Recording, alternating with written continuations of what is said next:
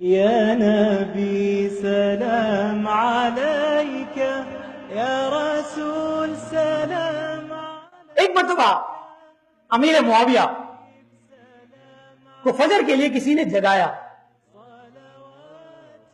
جگانے والا کون تھا نظر نہیں آیا. آپ اٹھے اور ادھر ادھر دیکھا, آپ کو کوئی نظر نہیں آیا. آپ نے کہا یہ شخص کون ہے جو مجھے نماز فجر کے لیے جگانے کے لیے آیا ہے؟ اس شخص نے کہا کہ میں شیطان ہوں. آپ نے کہا کہ تیرا کام تو نماز سے روکنا ہوتا ہے. فجر کے وقت انسان ساری رات جاگتا بھی رہے نا تو فجر سے آدھا گھنٹہ پہلے نیند آتی ہے اور شیطان تھپک کر سلانے کی کوشش کرتا ہے.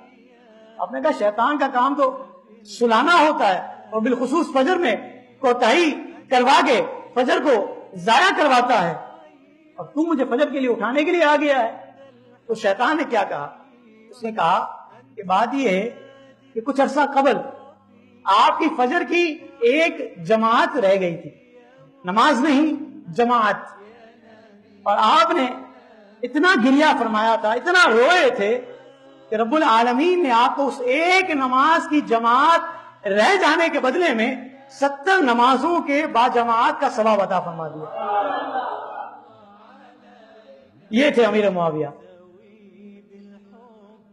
تو اس لیے میں نے چاہا کہ آپ ایک ہی نماز جماعت کے ساتھ پڑھ لیں, ورنہ پھر اگر رہ جائے گی اور آپ نے رونا شروع کرنا ہے اور اللہ رب العالمین نے آپ کو 70 نمازوں کا باجماعت کا ثواب دے دینا ہے, تو میں چونکہ شیطان ہوں اور میں نہیں چاہوں گا کہ آپ کے پاس ثواب زیادہ مل جائے.